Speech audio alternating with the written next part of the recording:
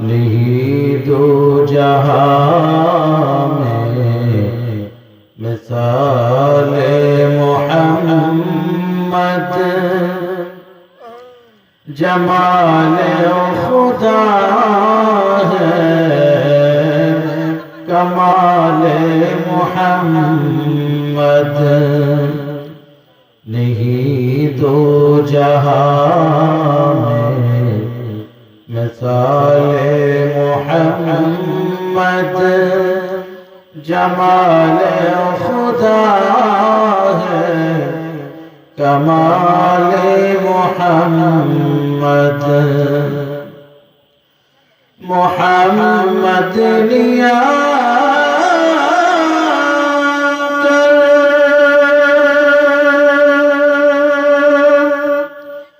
कुफ्र को मिठा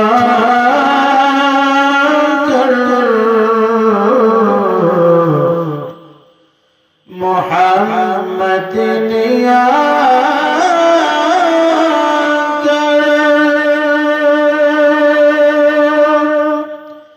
कुफ्र को मिटा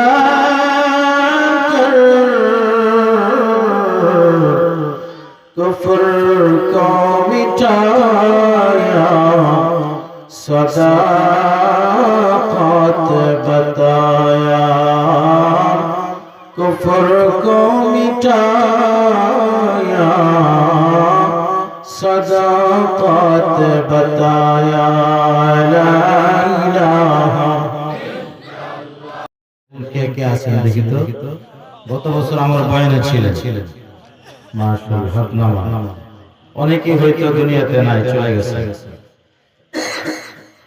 যারা চলে গেছেন আল্লাহ পাক রব্বুল আলামিন যেন তাদেরকে maaf করে কবরকে জান্নাতের টুকরা বানায় দেন আমরা পড়ছি আমিন আরেকটু ভাষা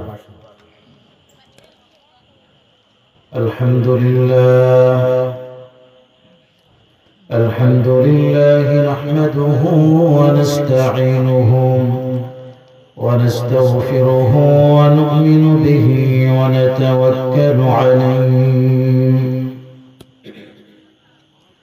ونعوذ بالله من شرور أنفسنا ومن سيئات أعمالنا من يهده الله فلا مضل له ومن يضلله فلا هادي له ونشهد أن لا إله إلا الله وحده لا شريك له ونشهد أن سيدنا وسندنا وحبيبنا وطبيبنا وطبيب قلوبنا ومولانا محمدا عبده ورسوله الذي أرسله الله تعالى بالحق بشيرا ونذيرا وداعيا إلى الله بإذنه وسراجا منيرا فقد قال الله تعالى في كلامه المجيد وفرقانه الحميد شبكر أعوذ بالله من الشيطان الرجيم بسم الله الرحمن الرحيم وإذ قال لقمان لابنه وهو يعظه يا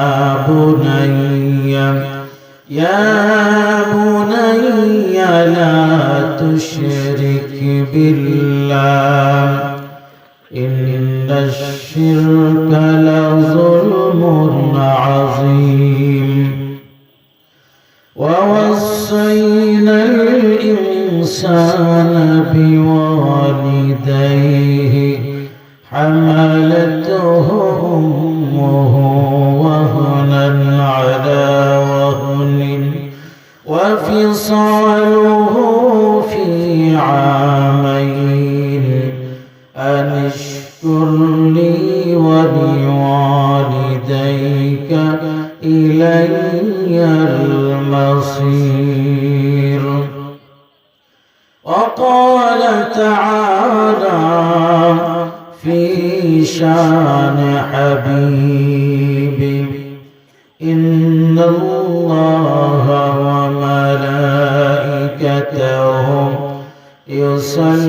يصلون على النبي يا أيها الذين آمنوا صلوا عليه وسلموا تسليما. اللهم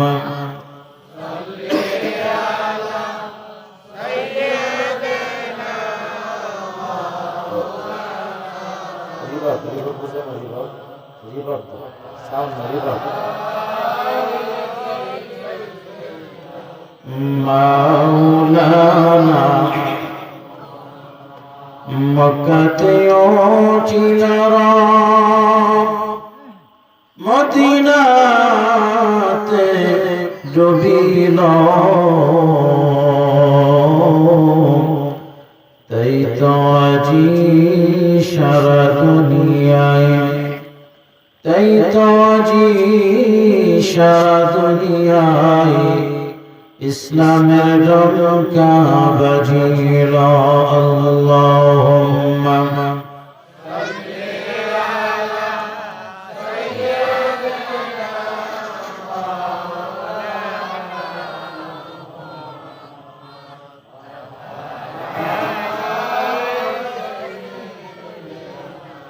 মাওলানা नहीं दो जहां में मिसाल मोहम्मद जमाल खुदा है कमाल मोहम्मद नहीं दो जहां में मिसाल मोहम्मद जमाल खुदा है कमाल मोहम्मद। मोहम्मद लिया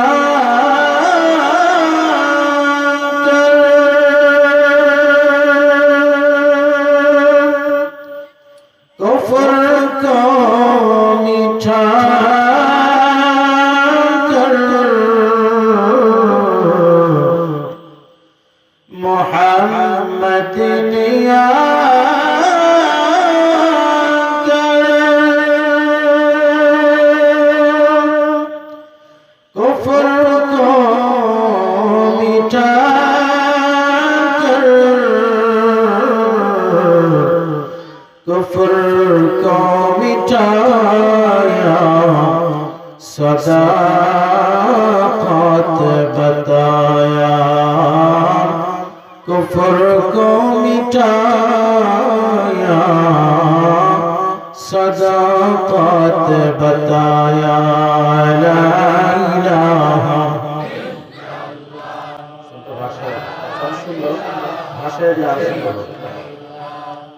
ला इलाहा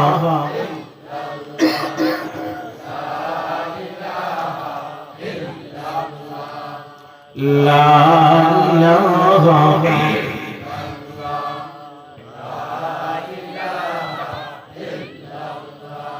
ला इलाहा जोड़े ला इलाहा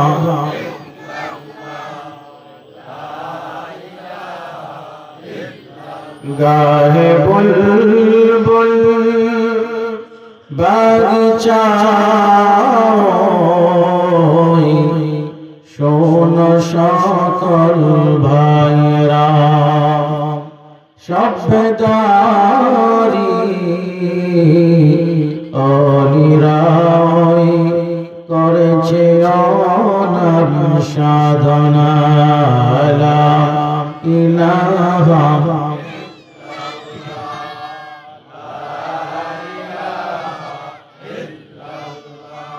লা ইলাহা ইল্লাল্লাহু মুহাম্মাদুর রাসূলুল্লাহ।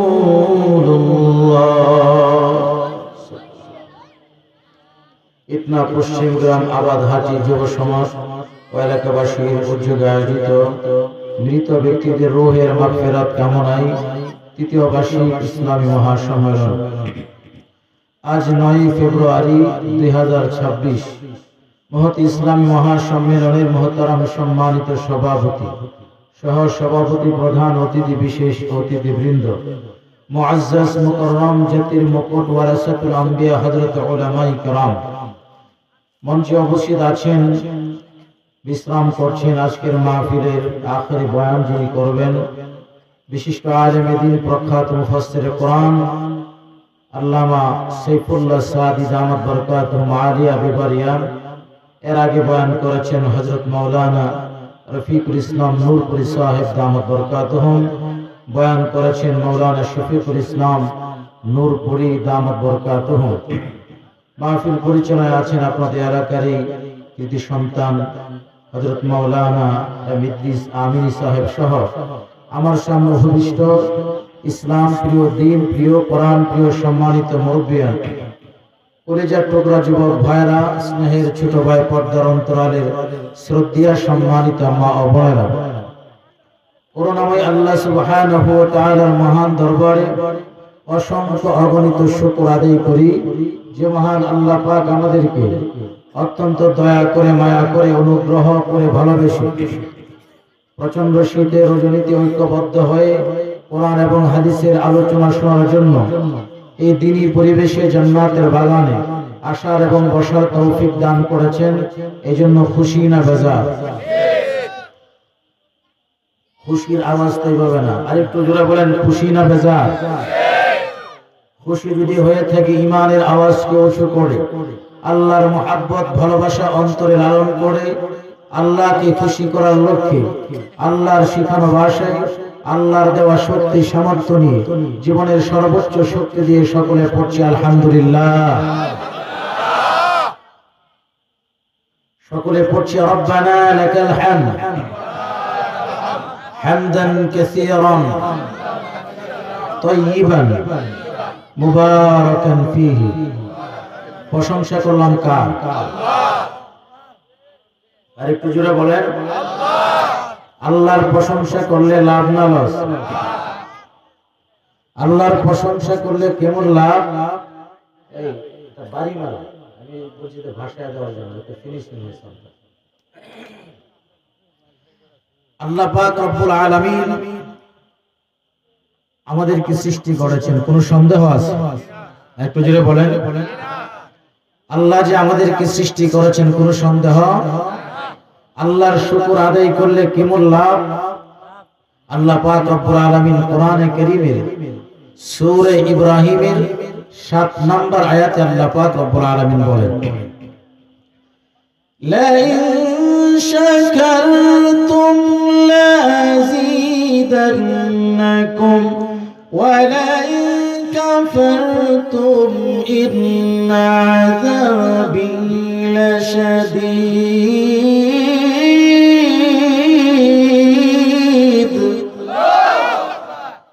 আল্লাহ পাক রব্বুল আলামিন বলেন, যদি তোমরা আমার নিয়ামতের শুকর আদায় করো, আমি আল্লাহ পাক রব্বুল আলামিন তোমাদের নিয়ামতকে আরো বৃদ্ধি করে দিব। তোমার যতটুকু সম্পদ আছে এর চেয়ে সম্পদকে আমি তোমাদের জন্য বৃদ্ধি করে দিব। তোমার সম্মান যতটুকু আছে সম্মান আরো বৃদ্ধি করে দিব। দুনিয়াতে আল্লাহ পাক রব্বুল আলামিন অর্থ সম্পদের মালিক বানাবেন, কোটি টাকার মালিক বানাবেন যে যত বেশি আল্লাহর প্রশংসা করে। পাশাপাশি আল্লাহ পাক রব্বুল আলামিন বলেন, ওয়ালা ইন কাফারতুম, আর যদি তোমরা আমার নিয়ামতের অকৃতজ্ঞ হও, না শুকরিয়া আদায় করো। ইন্না আযাবি লাশাদীদ, আমার আযাব বড় শক্ত। আল্লাহর আযাব অনেক শক্ত। এতে তো শুরুতে বলা ছিল, তার খারাপ বানাইছে। সাউন্ড না, সাউন্ড বলে তো হবে না, বুঝি রিবা। এবং যদি না বুঝো তাহলে আগের মতন রাখো। আল্লাহর শুকর আদায় করব, আল্লাহ সম্পদ বাড়াবে। আর যদি অকৃতজ্ঞতা করি তাহলে আল্লাহ পাক রব্বুল আলামিন যতটুকু দিয়েছেন গজব দিয়ে আল্লাহ পাক সব শেষ করে দেবেন। মাঝে মাঝে আল্লাহ পাক আমাদেরকে বোঝান, জমিনটাকে একটু কাঁপান। এই বছর সবচেয়ে ভয়ানক ভূমিকম্প বাংলাদেশে হয়েছে, যেটা বাংলাদেশের অতীতে আর হয় নাই কখনো। এটা মাঝে মাঝে আল্লাহ বোঝান যে সবচেয়ে শক্তিধর কে। একটু জোরে বলেন, আল্লাহর চেয়ে শক্তিধর কেউ। একটু জিকির করি লা ইলাহা।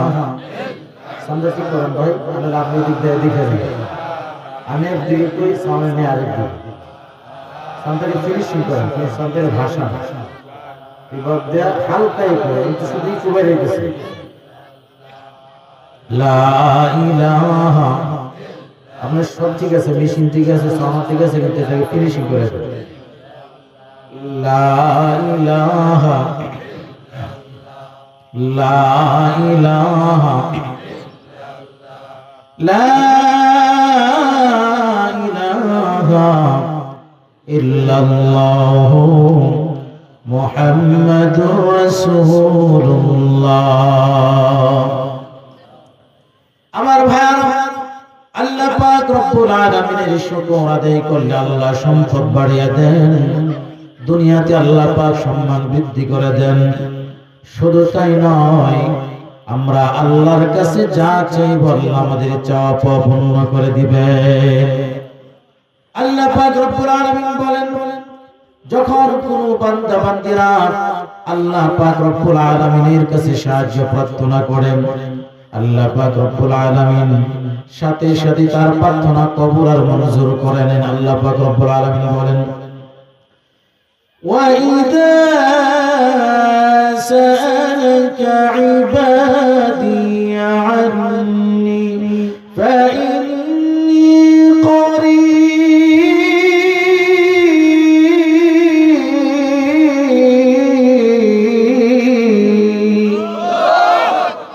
আল্লাহ পাক রব্বুল আলামিন বলেন, যখন আমার বান্দা বান্দীরা আমার কাছে সাহায্য চায়, আমার কাছে প্রার্থনা করে, আমি আল্লাহ পাক রব্বুল আলামিন তার একেবারে নিকটে থাকি।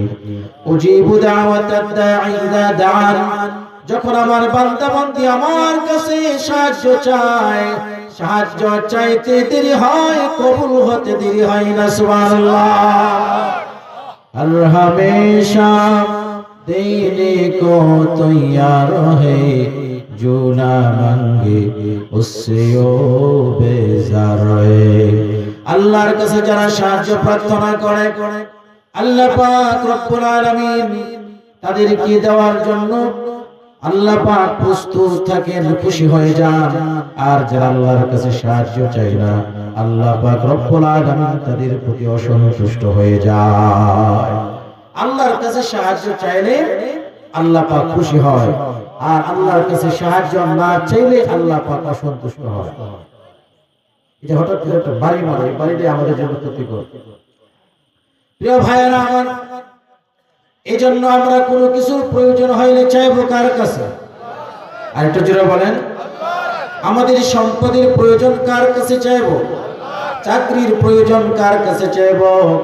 আমাদের অর্থবিত্তের প্রয়োজন কার কাছে চাইবো? আল্লাহর কাছে সাহায্য চাইলে মানুষ খালি হাতে ফিরে যায় না। প্রিয় ভাইয়েরা আমার, আমি পবিত্র কোরআনে কারীমের 114 খানা সূরা থেকে 31 নম্বর সূরা, 21 নম্বর পারা, 11 নম্বর পৃষ্ঠার 13 এবং 14 নম্বর আয়াত 4 নম্বর লাইন সূরা লুকমান থেকে তেলাওয়াত করেছি। সূরা লুকমান থেকে যেই দুটো আয়াতে কারিমা তেলাওয়াত করেছি, এই আয়াত থেকে আপনাদেরকে দুইটা মেসেজ দিয়ে আমি বিদায় নেব। আল্লাহ পাক রব্বুল আলামিন এই সূরা লুকমানের ভিতরে যে দুইটা মেসেজ দিয়েছেন, যদি এই মেসেজ অনুযায়ী আমল করতে পারি, এই দুনিয়াতেও সফল, পরকালেও সফল। দুনিয়াতেও সফল, পরকালেও সফল। কারণ সফলতা আর বিফলতার মালিক কে? একটু জোরে বলেন। প্রিয় ভাইয়েরা আমার, আল্লাহ পাক রব্বুল আলামিন এই সূরার ভিতরে কি বলেছেন? সর্বপ্রথম আমরা সূরা লুকমান, লুকমান কেন নাম করা হয়েছে আমরা প্রথমে এর থেকে একটু বিষয় জেনে নিব, এরপরে আমরা মূল আলোচনায় যাচ্ছি। সূরাটার নাম হলো সূরা লুকমান। বলেন তো নাম কি? লুকমান। লুকমান হলো একজন ব্যক্তির নাম। বলেন লুকমান কার নাম? একজন ব্যক্তির নাম। কে সেই ব্যক্তি যার নামে আল্লাহ পাক রব্বুল আলামিন কোরআনে কারীমের ভিতরে সূরা নাযিল করেছেন? প্রিয় ভাইরা আমার, তাফসীর ইবনে কাসিরের বর্ণনা, হযরতে কাতাদা রাদিয়াল্লাহু তাআলা আনহু সূত্রে হাদিসটি বর্ণিত। লুকমান হাকিম কি ছিলেন? ওয়াকালা কাতাদাতু কানা লুকমানু হাকিমান ওয়া লাম ইয়াকুন নাবিয়্যান। হযরতে কাতাদা রাদিয়াল্লাহু তাআলা আনহু বলেন, লুকমান হাকিম তিনি কোনো নবী ছিলেন না, তিনি কোনো পয়গম্বর ছিলেন না, বরং তিনি একজন বিজ্ঞ জ্ঞানী ছিলেন, পণ্ডিত ছিলেন। ওয়াকানা ইফতিন নাস ক্বাবলা দাউদ আলাইহিস সালাম। আর হযরতে দাউদ আলাইহিস সালাম এই পৃথিবীতে আগমনের পূর্বে তিনি মানুষদেরকে মাসআলা মাসাইল বর্ণনা করতেন। ফালাম্মা বুইসা দাউদ আলাইহিস সালাম তারাকাল ফুতিয়া। যখন দাউদ আলাইহিস সালাম দুনিয়াতে আগমন করলেন, তিনি ফতোয়া ছেড়ে দিলেন। তাফসীরে দুররে মানসুরে একটি কিতাব রয়েছে, এই তাফসীরের ভিতরে হযরত ইবনে আব্বাস রাদিয়াল্লাহু তাআলা আনহু সূত্রে বর্ণিত, কানা লুকমান আবদান হাবশিয়ান। লুকমান হাকিম হাবশার একজন গোলাম ছিলেন, হাবশার একজন কৃতদাস ছিলেন। প্রিয় ভাইরা আমার, তাহলে এই দুইটা তাফসীরের বর্ণনা দ্বারা আমরা বুঝলাম লুকমান হাকিম কোনো পয়গম্বর ছিলেন না, তিনি কোনো সাহাবীও ছিলেন না। অথচ সাহাবীদের নামে কোরআনের ভিতরে কোনো সূরা নাযিল হয় নাই। নাকি আপনারা শুনেছেন সূরা আবু বকর, সূরা ওমর, সূরা উসমান আলী আছে কোরআনের ভিতরে? নাই। তাহলে লুকমান কে যার নামে আল্লাহ পাক কোরআনে কারীমের ভিতরে সূরা নাযিল করেছেন? প্রিয় ভাইরা আমার, সাহাবী কেরামের এত মর্যাদা থাকা সত্ত্বেও সাহাবীদের নামে কোরআনের ভিতরে কোনো সূরা নাই। সাহাবীদের মর্যাদা কেমন একটু আংশিক জেনে নেই। সাহাবীদের ভিতরে একজন সাহাবীর নাম হলো উবাই ইবনে কাব রাদিয়াল্লাহু তাআলা আনহু।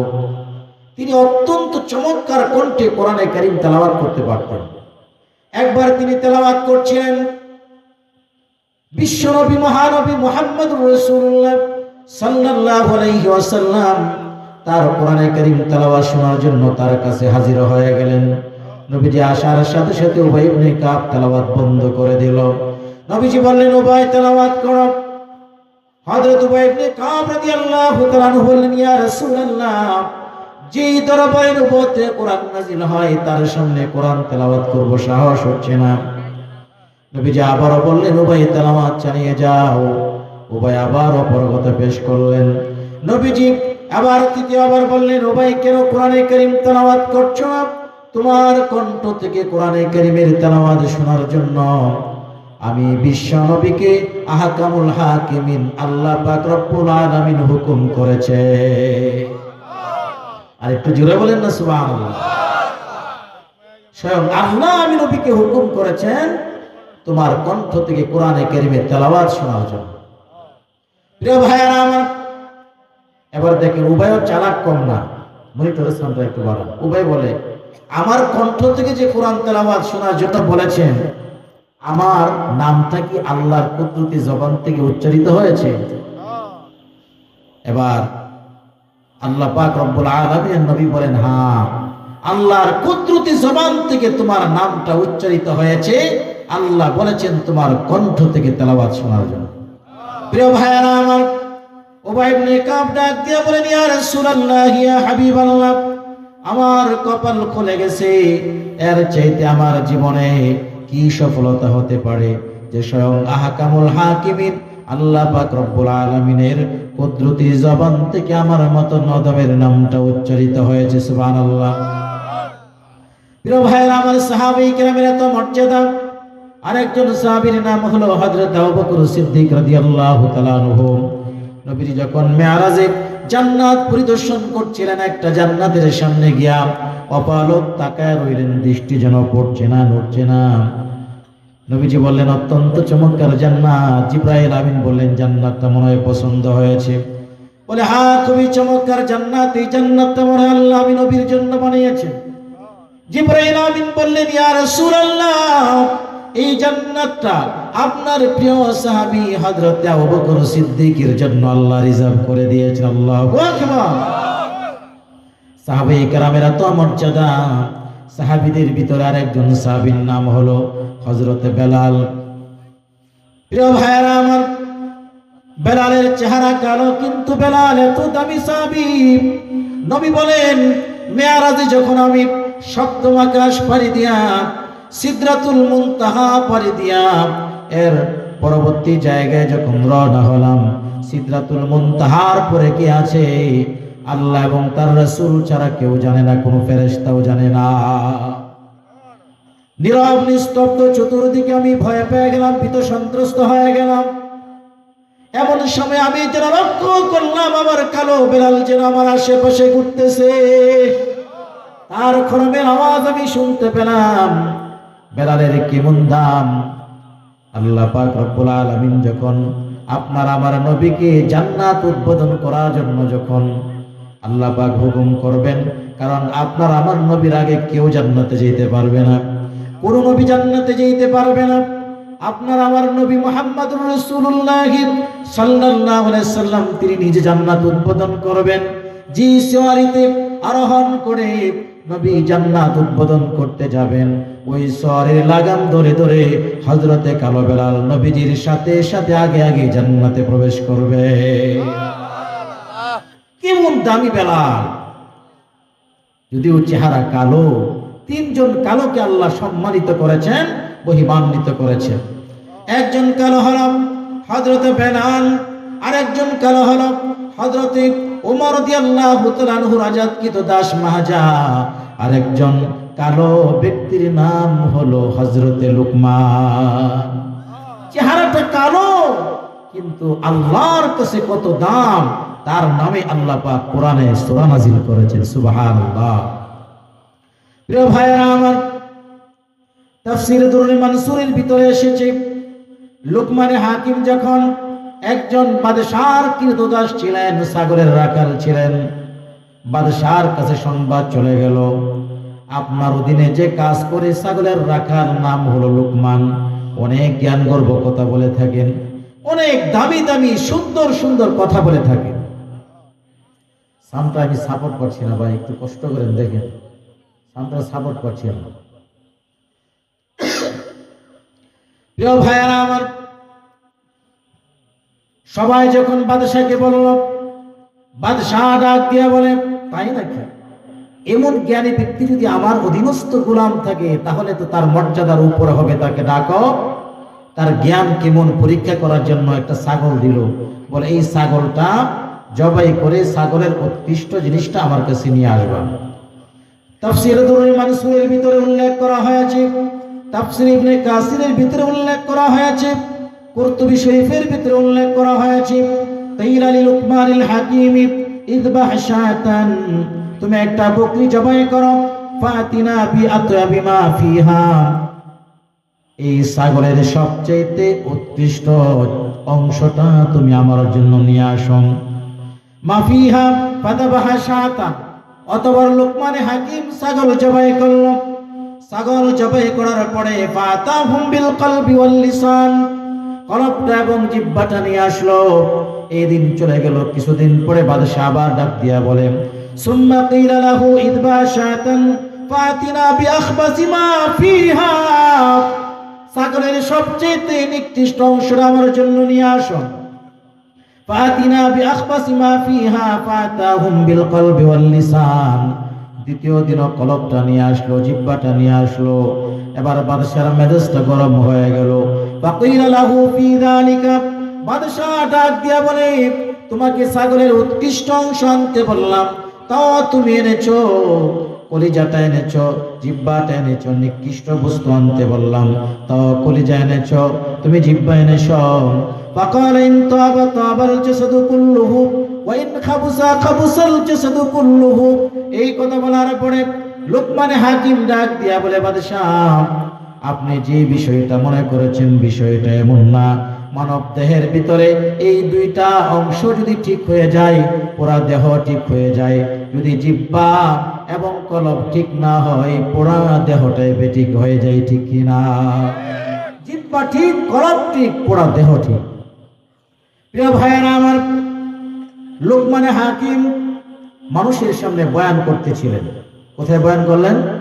মানুষের সামনে বয়ান করতেছিলেন। লোকমান হাকিম যখন বয়ান করত, হাজার হাজার মানুষ তার বয়ান শোনার জন্য জমাবেত হতো। যখন সকল মানুষ একত্রিত হয়ে গেল, লোকমানুল হাকিম তাফসীর মারিফুল কোরআনের ভিতরে উল্লেখ করা হয়েছে। তাফসীরে মারিফুল কোরআনের ভিতরে যেভাবে উল্লেখ করা হয়েছে, লোকমানুল হাকিম হুয়া ফি মাজলিসিন ইউহাদ্দিসুন নাস, তিনি মানুষের সামনে কথা বলছিলেন।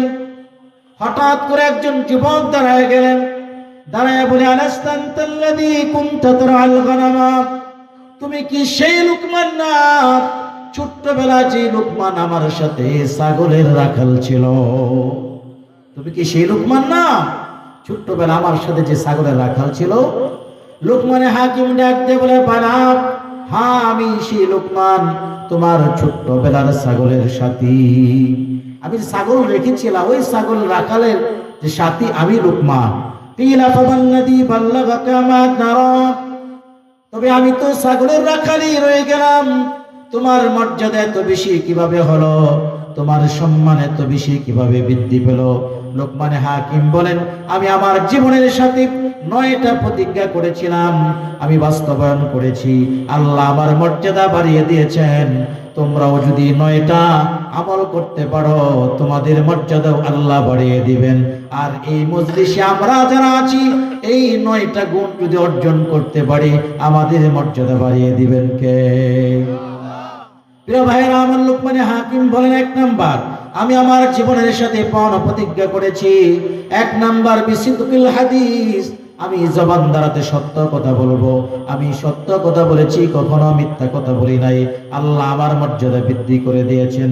2 নাম্বার ওয়াদাউল আমানাত, আমি আমার জীবনের সাথে পাওনা প্রতিজ্ঞা করেছি, আমানতের খেয়ানত জীবনে কখনো করব না। আমানতের খেয়ানত করব না। আমার ভাইরা, যে ব্যক্তি আমানতের খেয়ানত করে তাকে কি বলা হয়? মুনাফিক। জুড়ে বলেন কি? ফিদ্দারকিল আসফালি মিনান নার। আর মুনাফিকদের ঠিকানা হলো জাহান্নামের সর্বনিকৃষ্ট স্থান। আমানতের খেয়ানত করা যাবে না। প্রিয় ভাইরা আমার, আমি যদি ইমাম হই, মুসল্লিরা আমার জন্য আমানত। মুসল্লিদের সম্পর্কে আমাকে আল্লাহর কাছে জিজ্ঞাসিত হতে হবে। প্রিয় ভাইরা আমার, আমি যদি গড়ের কর্তা হই, তাহলে আমার সন্তান স্ত্রী আমার কাছে আমানত। আমানতের খেয়ানত করলে আল্লাহর দরবারে জবাব দিতে হবে। সুতরাং যদি দুনিয়াতে আমি কাউকে সমর্থন করি, কাউকে ফলো করি, এটা আমার কাছে আমানত। সুতরাং যদি খেয়ানত করি, আল্লাহর কাছে জবাব দিতে হবে, ঠিক কিনা? প্রিয় ভাইরা আমার, প্রত্যেকের সমর্থন দিব। প্রত্যেকের অভিরুচি অনুযায়ী আমরা আমাদের সমর্থন পেশ করব। আমরা দেশের শাসক নির্বাচন করব। ওই শাসক যখন দায়িত্ব চলে আসবে, তখন আমরা তার অধীনস্থ হয়ে যাব। আর ওই শাসক যদি আমাদের প্রতি জুলুম করে, তাহলে সে আমানতের খেয়ানত করবে। আর আমানতের খেয়ানত যদি করে, আল্লাহর আসামির কাঠগড়ায় দাঁড়াতে হবে, কি হবে না? জুড়ে বলেন। প্রিয় ভাইয়েরা আমার, সুতরাং যারাই যখনই ক্ষমতার চেয়ারে বসবে, যখনই কোনো খারাপ কাজ করবে বা ভালো কাজ করবে, আপনি যে তাকে সমর্থন করলেন, ওই ভালো কাজটার সওয়াবটা আপনিও পেয়ে যাবেন। আর যদি ওই লোকটা খারাপ কাজ করে, এরও একটা গুনাহের ভাগীদার আপনি হয়ে যাবেন। সুতরাং আপনার সমর্থন আপনি নিজে দিবেন, আপনার খেয়াল খুশি অনুযায়ী দিবেন। তবে গুনাহের বোঝা যেন আপনার মাথায় নিয়ে কবর যেতে না হয়, ওই চিন্তা করার দরকার আছে না নাই? প্রিয় ভাইরা আমার, 3 নাম্বার ওয়াকাদ্দিল বাসার, দৃষ্টিকে সংবরণ করা, দৃষ্টিকে সংযত রাখা। লোকমানে হাকিম বলেন, আমি আমার জীবনের সাথে প্রতিজ্ঞা করেছি এই চোখ দ্বারাতে আমি হারাম কাজ করব না। কারণ নবী সাল্লাল্লাহু আলাইহি ওয়াসাল্লাম, নবীজি সাল্লাল্লাহু আলাইহি ওয়াসাল্লাম বলেন, মান মালা আইনাহু মিনাল হারামি মালা আল্লাহু তাআলা ইয়াউমাল কিয়ামাতি আইনাহু মিনান নার। কোন ব্যক্তি তার চোখকে হারাম থেকে বিরত রাখে, আল্লাহ পাক রব্বুল আলামিন তাকে জাহান্নামের আগুন থেকে বাঁচায় দেন। সুবহানাল্লাহ। 5 নাম্বার ওয়াকাফুল লিসান, জিহ্বাকে সংবরণ করা। 6 নাম্বার ওয়াকলিল হালাল, হালাল খাবার খাওয়া, পেটের ভিতরে হারাম না ঢুকানো। নবীজি বলেন, ইদা ওয়াকাআত লুকমাতুম মিনাল হারামি ফি বাতনি ইবনি আদম লা'নাহু কুল্লু মালাকিন ফিল আরদি ওয়াস সামাই মা দামাত তিলকাল লুকমাতু ফি বাতনিহি ওয়া ইন মাতা আলা তিলকাল হালাতি ফামাওয়াহু জাহান্নাম। কারো পেটের ভিতরে যদি বিন্দু পরিমাণ হারাম ঢুকে যায়, আকাশ এবং জমিনের ফেরেশতারা তাদের জন্য লানতের দোয়া করতে থাকে। আর এই অবস্থায় যদি আমার মৃত্যু হয়ে যায়, ফামাওয়াহু জাহান্নাম, আমার ঠিকানা কোথায়? আর একটু জোরে বলেন। এরপরে লোকমানে হাকিম বলেন 7 নাম্বার ওয়াহিফজুল ফারাজি, লজ্জাস্থানের হেফাজত করা। 8 নাম্বার ওয়া ইকরামুদ দাইফি, মেহমানদারি করা। 9 নাম্বার সালাতু ফি ওয়াক্তিহা, সময় মতো নামাজ পড়া। এই 9টা গুণ অর্জন করার কারণে লোকমানে হাকিমের মর্যাদা আল্লাহ বৃদ্ধি করে দিয়েছেন। আমরাও যদি 9টা গুণ অর্জন করতে পারি, আমাদের মর্যাদা বাড়িয়ে দিবেন কে? প্রিয় ভাইরা আমার, এবার আসুন লোকমানে হাকিম তার সন্তানদেরকে কিছু নসিহত করেছিলেন। এই নসিহতগুলো আল্লাহর কাছে এত পছন্দ হয়েছে, আল্লাহ পাক রব্বুল আলামিন নসিহতগুলোকে কোরআনের আয়াত বানায়া কোরআনের ভিতরে ঢুকায়া দিয়েছেন। সুবহানাল্লাহ। লোকমানে হাকিম তার সন্তানদেরকে 10টা নসিহত করেছিলেন। এই নসিহতগুলোর ভিতরে 2টা নসিহত আমি আপনাদেরকে করব, আলোচনা শেষ করব। এই 2টা নসিহত যদি আমরাও আমাদের সন্তানদেরকে করতে পারি, আমাদের সন্তানরা শ্রেষ্ঠ নাগরিক হবে, আদর্শবান সন্তান হবে। তাহলে আমাদের সন্তানরা আদর্শবান সন্তান হোক, এটাকে আমরা চাই। আর একটু জোরে বলেন। প্রিয় ভাইয়েরা আমার, লোকমানে হাকিম তার সন্তানদেরকে যে নসিহতগুলো করলেন, আল্লাহ পাক রব্বুল আলামিন কোরআনে কারীমের ভিতরে বলেন, লা তুশরিক বিল্লাহ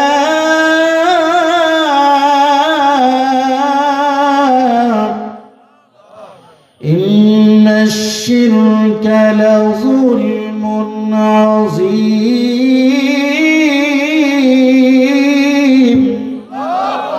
লোকমানে হাকিম তার সন্তানদেরকে বলেন, ও সন্তানেরা, 1 নাম্বার আল্লাহর সাথে অংশীদার স্থাপন করবা না। আল্লাহ হলো একক, আল্লাহর সাথে কোনো শরীক নাই, অংশীদার স্থাপন করা যাবে না। আল্লাহ ছাড়া কোনো মাবুদ নাই, আল্লাহ ছাড়া কোনো ইলাহ নাই। এই আকাশের মালিক কে? জমিনের মালিক কে? আমাদের হায়াতের মালিক কে? আমাদের মওতের মালিক কে? আল্লাহ পাক রব্বুল আলামিন সূরাতুল আল ইমরানের 189 নম্বর আয়াতে আল্লাহ পাক রব্বুল আলামিন জানিয়ে দিলেন, লিল্লাহি মুলকুস সামাওয়াতি ওয়াল আরদ ওয়াল্লাহু আলা কুল্লি শাইইন কাদির। আল্লাহ পাক রব্বুল আলামিন বলেন, আকাশে রাজত্ব আল্লাহর, সব কিছুর একচ্ছত্র মালিক কে? প্রিয় ভাইরা আমার, লোকমানে হাকিম তার সন্তানদেরকে বলেন, সাবধান, আল্লাহর সাথে অংশীদার স্থাপন করবা না। প্রিয় ভাইরা আমার, 2 নাম্বার লোকমানে হাকিম তার সন্তানদেরকে বলেন, ওয়াসাইনাল ইনসানা বিওয়ালিদাইহি হামালাতুহু উম্মুহু ওয়াহানান আলা ওয়াহনিন ওয়াফিসালুহু ফি আমাইনি আনিশকুর লি ওয়া লিওয়ালিদাইকা ইলাইয়াল মাসির। আল্লাহ পাক রব্বুল আলামিন বলেন, ওয়াসাইনাল ইনসানা, আমি মানুষদেরকে নসিহত করছি বিওয়ালিদাইহি, তাদের মা বাবার বিষয়ে তারা যেন মা বাবার সাথে উত্তম আচরণ করে, মা বাবার সাথে তারা যেন সুন্দর আচরণ করে, মায়ের সাথে যেন ভালো আচরণ করে। হামালাতুহু উম্মুহু ওয়াহনান আলা ওয়াহনিন, মা তার সন্তানকে গর্ভে ধারণ করেছেন কষ্টের পর কষ্টে। ওয়া ফিসালুহু ফি আমাইন, আর দুধ ছাড়াতে লেগেছে 2 বছর।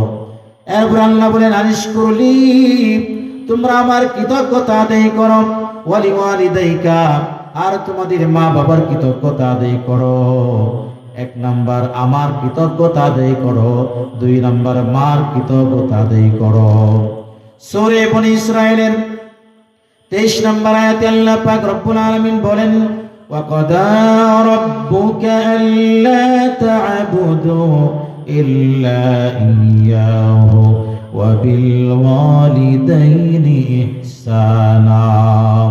তোমার রবের পক্ষ থেকে চূড়ান্ত ফয়সালা সিদ্ধান্ত, আল্লাহ ছাড়া কারো গোলামি করা যাবে না, আল্লাহ ছাড়া কারো কদমে সিজদা করা যাবে না। এরপরে আল্লাহর গোলামি করার পরে তোমাদের 2 নম্বর দায়িত্ব হলো মা বাবার সাথে উত্তম আচরণ করা। আল্লাহর ইবাদতের পরে 2 নম্বর দায়িত্ব কি বলেন তো? মা বাবার সাথে উত্তম আচরণ করা। বলেন 2 নম্বর কি?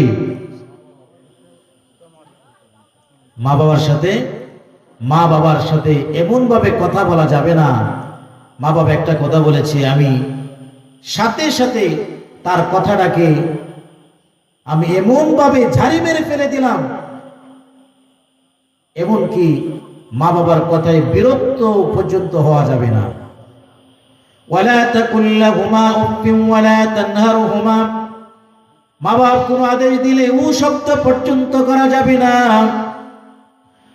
ওয়ালা তাকুল লাহুমা উফফিন ওয়ালা তানহারহুমা, আর মা বাবা যদি কোনো কথা বলে তখন নিষেধাজ্ঞাও করতে পারবা না। মা বাবার কথা মানতে হবে এবং তাদের সাথে সম্মান সুলভ আচরণ করতে হবে। নির্দেশ কার?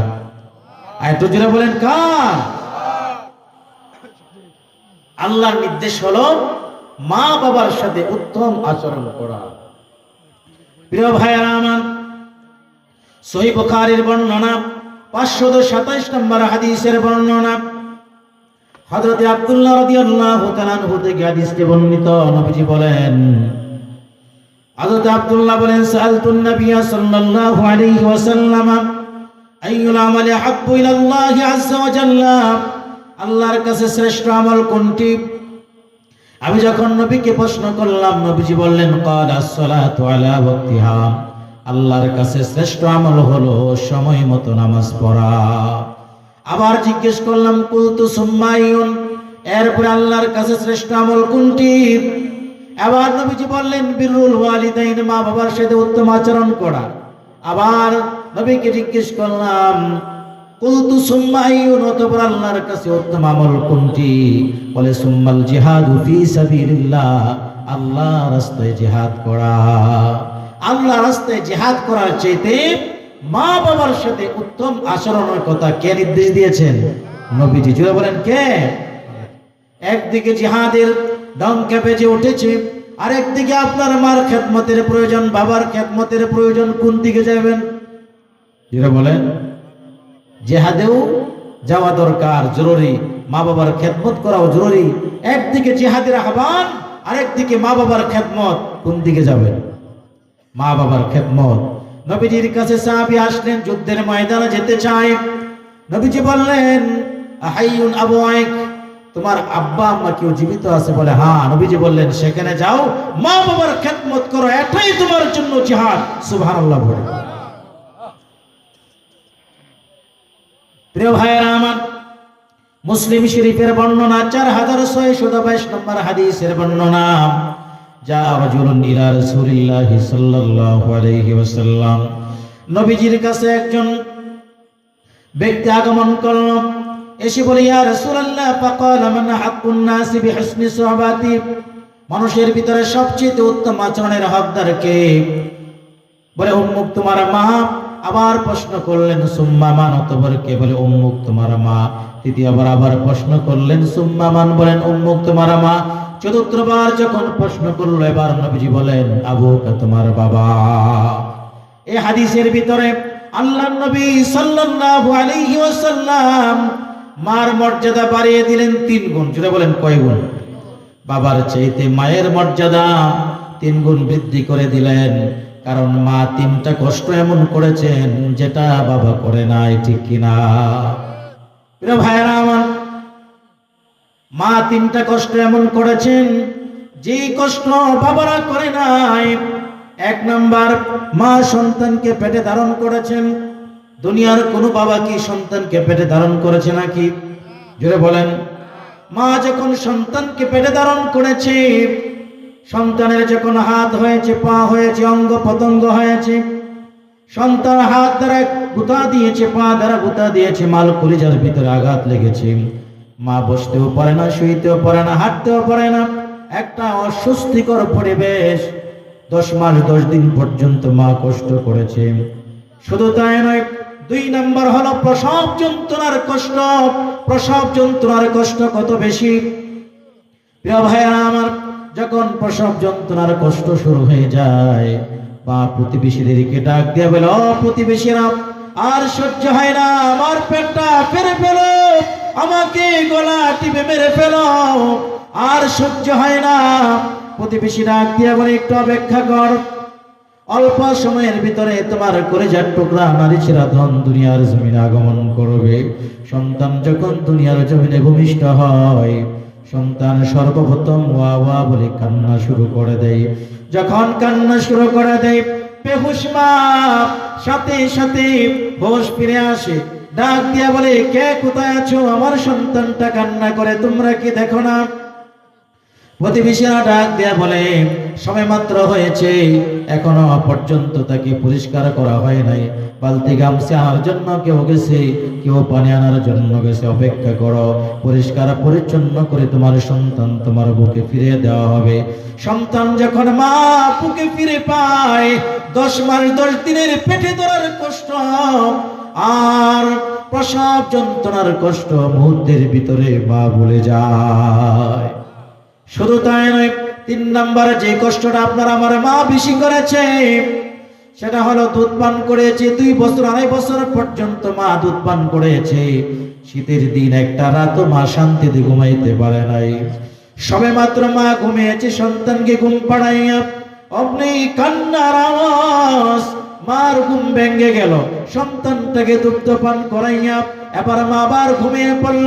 আবার কতক্ষণ পরে কান্নার আওয়াজ, মা বুঝতে পেরেছে সন্তানটা প্রস্রাব করে দিয়েছে।